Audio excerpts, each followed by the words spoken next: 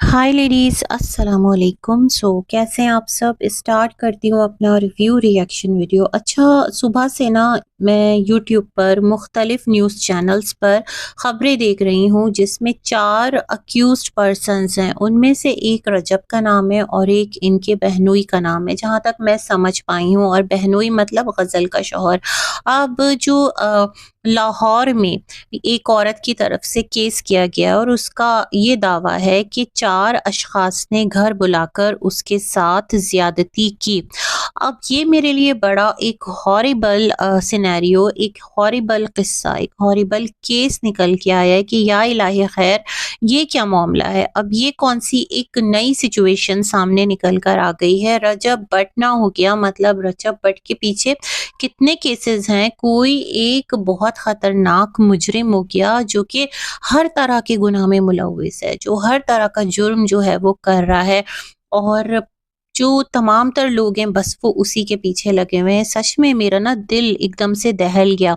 अच्छा, मैं वहाँ पर कमेंट्स पढ़ रही थी, तो लोग ये कह रहे थे कि भाई ये रजब का केस ही नहीं है, ये केस जो है वो जो सलमान उसके साथ रहता है ना, जिसकी बहन है शायद, ये किस्सा उसके हवाले से भी किस्से जो हैं वो यूट्यूब पर ही मैंने देखे हैं। वैसे लोग कुछ भी बोलते हैं, किसी को भी किसी के साथ रिलेट कर देते हैं।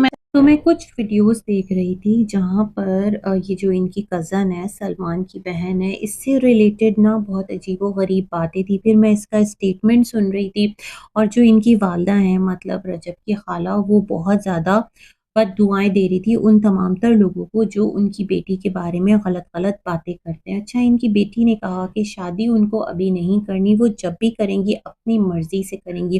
क्लैरिटी के साथ जो भी एलिगेशंस लग रहे हैं उनको डिनाई भी नहीं किया, बट इट डज़न्ट मीन कि अगर कुछ ना हो तो किसी को किसी के साथ रिलेट कर दिया जाए, उसका कोई भी अफ़साना बना दिया जाए। फॉर एग्ज़ाम्पल, अगर ये किसी, आप यूँ समझ लें, डिनर पर एक साथ हैं, खाने पर एक साथ हैं, फैमिली है, खालाज़ाद कज़न्स हैं, तो एक साथ आमना-सामना तो होता है। यूट्यूबर्स हैं और काफ़ी ज़्यादा एक-दूसरे से फ्रैंक हैं। हाँ, फ्रैंकनेस हद से ज़्यादा हो अगर, तो फिर यहाँ पर सोच-फ़िक्र करने की बात है। तो ये तमाम तर चीज़ें ना बहुत ज़्यादा अफ़सोसनाक पहलू है इन तमाम तर चीज़ों का, जो हम आए दिन यूँ यूट्यूब पर देख रहे होते हैं। डिफरेंट व्लॉगर्स, यूट्यूबर्स इसी तरह से क्वेश्चन किए जा रहे होते हैं। उनके रिश्तों को लेकर हलाल, हराम, इसी तरह की जो बातें हैं वो चल रही होती हैं। तो मीनवाइल ये चीज़ें भी मेरी नज़रों के सामने से गुज़र रही थी, और जब इनकी वालिदा जो है ना वो बद्दुआएँ दे रही थी, तो वहाँ पर लोग कमेंट्स में कह रहे थे कि जो तुम्हारे बेटे ने किया, उसके बारे में क्या कहोगी बीबी? मतलब सलमान से रिलेटेड। अस्तगफिरुल्लाह! पता नहीं किस-किस नौइयत के एलिगेशंस हैं, किस-किस नौइयत की कहानियाँ हैं, कौन कितना सच्चा है, कौन कितना झूठा है।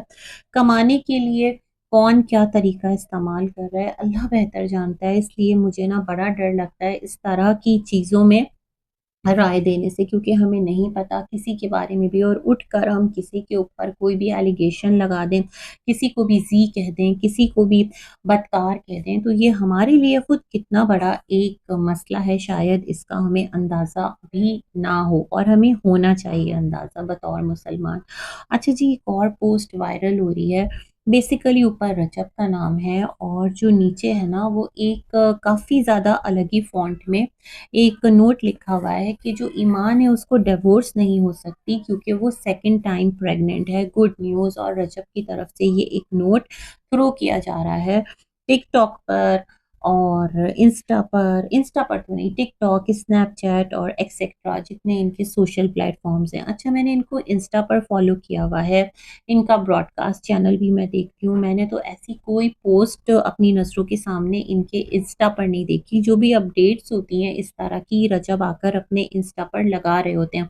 अब लोग क्या है, लोग यहाँ पर ईमान को आकर क्वेश्चन कर रहे हैं। बहुत सारे लोग ये कह रहे हैं कि पूरी आवाम को तुमने पागल बना रखा है, सबको कह रहे हो तलाक हो रही है, और यहाँ तुमने सेकंड बेबी डाउनलोड कर लिया है। कोई कह रहे हैं ईमान बीबी, ये जो प्रेगनेंसी है ये कैसे हो गई, तुम तो रजब से डिवोर्स ले रही थी। मतलब इस तरह की बातें लोग कमेंट्स में कर रहे हैं।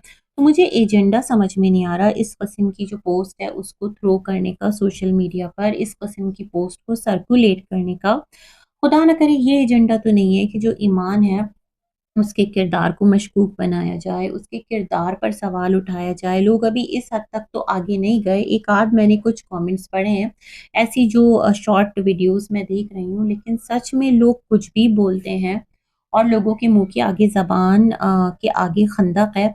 और ऐसा इसलिए है क्योंकि आप लोगों ने अपनी ज़िंदगी के बहुत अहम मसले जो कि बियॉन्ड फाइट ही बैठकर तहम्मुल मिज़ाजी के साथ, बुर्दबारी के साथ आपको रिज़ॉल्व करने चाहिए थे। आपने क्या किया है, उसको लाकर यूट्यूब पर, सोशल मीडिया पर लोगों के सामने फेंक दिया है कि आओ और एक-एक किक लगाओ और जो जितनी ऊँची किक लगाएगा ना, उतना ऊँचा छक्का मारेगा।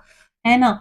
तो ये वाला सिलसिला है। तो सच में बड़ा हार्ट ब्रेकिंग है। ये सब कुछ मुझे तो किसी तौर भी एक ना हेल्दी बहस नहीं लगती, हेल्दी डिबेट नहीं लगती और इस तरह की रूमर्स फैलाना, किसी को भी इस तरह से क्वेश्चन करना फिर ये ठीक नहीं है। रजब को अगर करनी होती इस तरह की कोई बात तो उसके पास उसका इंस्टा है, उसका अपना चैनल है, वहाँ से ऐसी बात शेयर कर सकता था और वो अपनी पर्सनल लाइफ़ से रिलेटेड, अपने बच्चे से रिलेटेड कोई एक चीज़ शेयर नहीं कर रहा। तो अगर बीवी की प्रेगनेंसी जो कि लोग कह रहे हैं, मुझे नहीं लगता कि वो प्रेग्नेंट है। अगर कुछ ऐसा होता तो क्या इस चीज़ को वो हाइलाइट नहीं करता और क्या जो ईमान है वो सबको इतना फ्री हैंड दे देती कि मतलब जो इतना ज़्यादा खुद को लेकर ना पॉसेसिव है, बच्चे को लेकर बहुत ज़्यादा एक उसके सेंटिमेंट्स हैं कि उसको मत दिखाओ, तो क्या वो बिल्कुल इनिशियल स्टेजेस पर ये फ्री हैंड दे देती कि जाओ और यूट्यूब, सोशल मीडिया पर ये खबर नशर कर दो। अच्छा, एक और बात मैं कहना चाहती हूँ कि जो इनकी ईद रील थी ना, जहाँ पर कि किवान को रजब गोद में लेकर बैठा था और नो डाउट वो ईमान का ही हाथ था।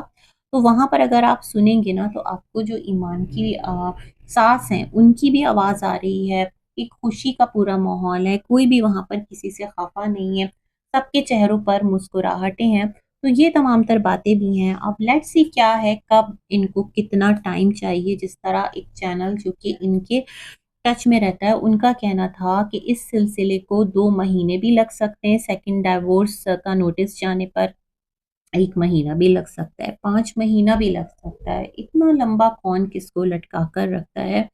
मेरे ख़्याल में इस तरह सोशल मीडिया पर दोनों घरानों की, दोनों पर्सनैलिटीज़ की बस बदनामी होगी और जो बच्चा है, उसके लिए आप लोग कहते हैं ना, आप लोग अपने घर वालों के लिए मेमोरीज़ बना रहे होते हैं, तो ये कैसी मेमोरी है जो आप अपने खुद के बच्चे के लिए सेट करके सोशल मीडिया पर थ्रो कर रहे हैं। क्या वो रजब हो, क्या वो ईमान हो, बाकी की मैं बात नहीं करती क्योंकि जो बेसिक रिस्पॉन्सिबिलिटी है बच्चे की वो माँ-बाप पर है। मामू, नाना, दादा, खाला, फूफी ये सब सेकेंडरी हैं, प्राइमरी जो है वो बच्चे के माँ-बाप हैं, है ना? तो इस बारे में सोचिएगा ज़रूर।